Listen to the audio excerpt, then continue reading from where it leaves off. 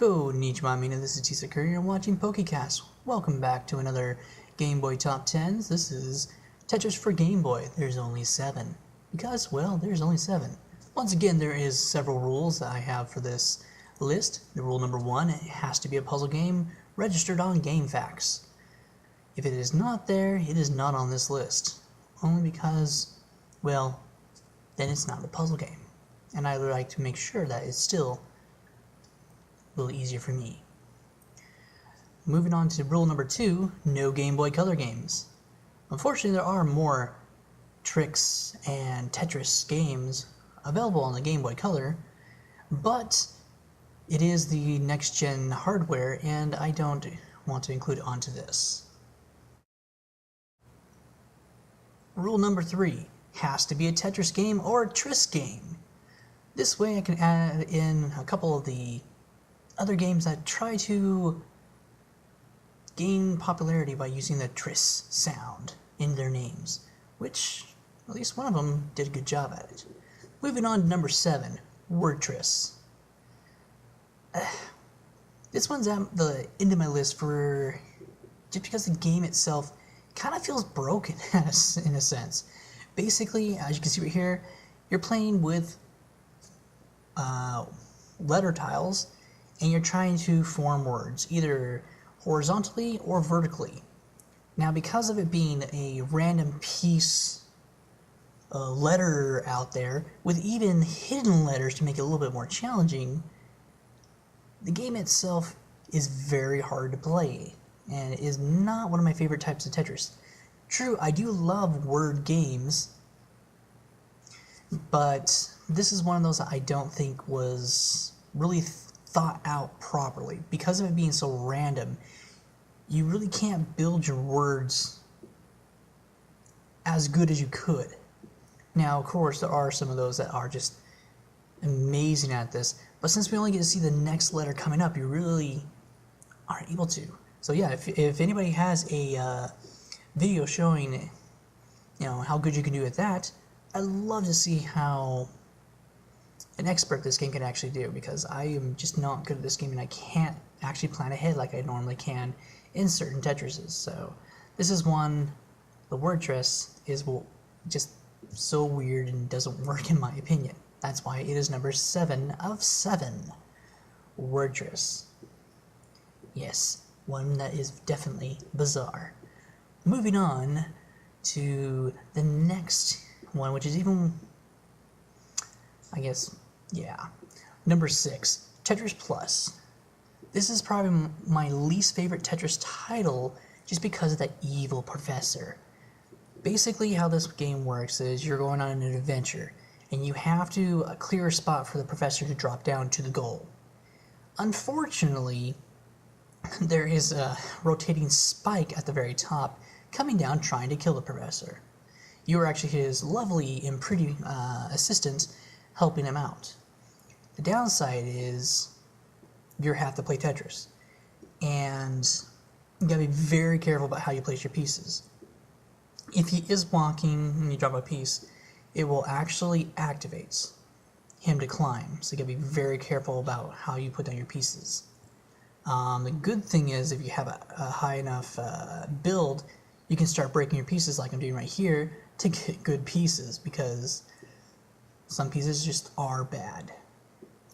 And as soon as you're able to clear a spot, he'll drop to the goal and move on to the next level. I can't remember exactly how many levels there are in this game, but needless to say, I have not gotten very far in the game because the game is truly one of the hardest Tetrises I've actually played with a true title. So this is why I hate it, because yeah, the worst part is when he keeps on climbing until he hits the stupid spikes and you lose. So that is Tetris Plus. Moving on to the next one. Tetris 2, or Tetris Flash. This game is completely inspired by Dr. Mario, with some unique ways of how to actually play it using Tetris pieces. This one I actually am pretty fond of, just because it's so much fun. And that's basically what it is. It's Tetris Dr. Mario. Really cool concept, and I'm very pleased at how they were able to get it to work. I do have to say I enjoy this more on the Super Nintendo and the NES, just because of the colors that really do help out. Not saying that it's a bad version, but it's not my favorite handheld Tetris that's out there. I've played better. It's just how I personally feel, but still it's better than Tetris Plus. Definitely, though, a worthwhile one to pick up if you have the opportunity to, because this is an amazing idea of what they were able to do, and I still think that this is really cool because of all the really awesome stuff you can do with it. And of course, if you get lucky, you get to do stuff like that.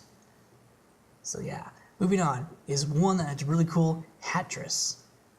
This game is bizarre. The hats are your actual pieces. What's cool is that when you drop it, you can still move the other one around the board. What makes this very hard is that you have to match up 5 hats and able to get the hats to disappear. And because of each one being different sizes and things like that, it gets pretty difficult because one false place and you trap yourself. This is one that I had a ball with. Not my favorite Tetris, but definitely one of those that if I had the opportunity, like right there, that's what I was horrible. I'm actually trying to find a good copy of this one because this is so much fun because of the bizarreness. You know, I think that they did a great job of capitalizing on Tetris and doing something so bizarre that it's guaranteed to make you want to play it, and that's exactly what this game does.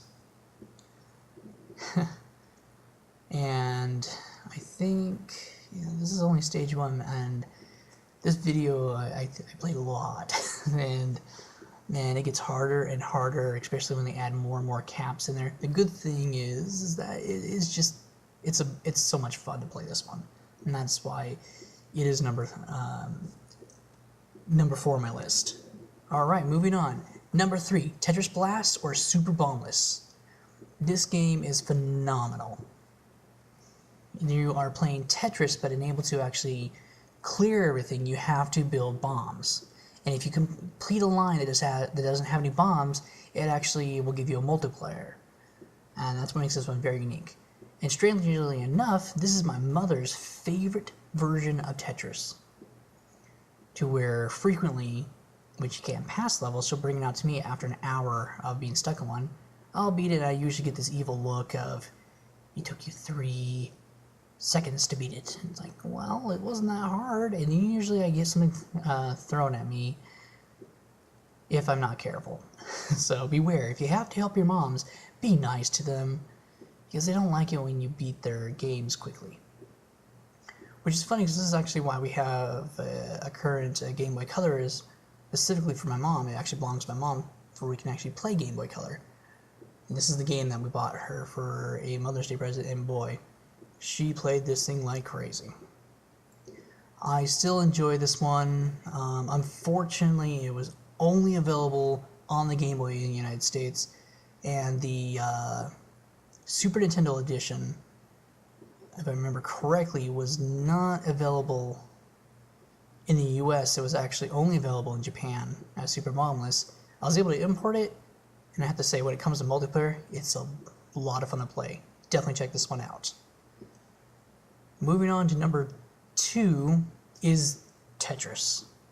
I know a lot of people are kind of like, wait, why is Tetris number 2 here? Well, there's a good reason for that, and when you see what number 1 is, you'll understand. I mean, what else can I say about this game? This one is, it's the original Tetris. You know, the one that Nintendo basically fed to all of us. This is what sold the Game Boy. And many of hours lost on this game. Me and my sister both had a copy, and man, we would have battles against each other quite frequently on this particular game. This is probably the most multiplayer game played by me and my sister on the Game Boy. I don't know how many times I've actually beaten the levels and how long I just will spend trying to beat my score and everything, because this is just absolutely phenomenal game. And this is what really started this list and all the other games that we have gone to know that actually set the standards for what puzzle games,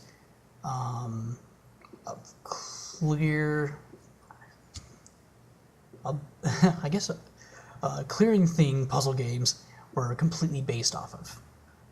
And yeah, this is the grandfather of those type of games. So that's why this one has to be number 2, but number 1 is definitely there for a reason. Moving on to the number 1 that I have wasted so much time on, Tetris Attack. This game is the best Tetris game in my opinion.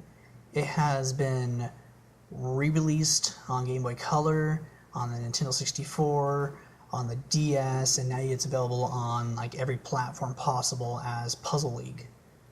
The second one was actually on the Nintendo 64, which was Pokemon Puzzle League. Then for Game Boy Color, which was Pokemon Puzzle Challenge, and then it was then made it onto the Puzzle League on the DS and everything. This game is just awesome. And the funny thing is, when I was actually filming this, my controller's battery died, so I'm not doing very good because keyboards are horrible. But this game is so much fun. I had so much. I played this on Super Nintendo. I have it for my Game Boy. I played it on my Nintendo 64, the Pokemon one, and we're talking even on Nintendo 64 on the Pokemon version, hour-long battles, literally.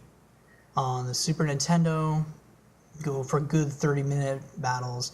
On Game Boy, good 30-minute battles when I was able to actually link 2 Game Boys together. I mean, this game is just phenomenal.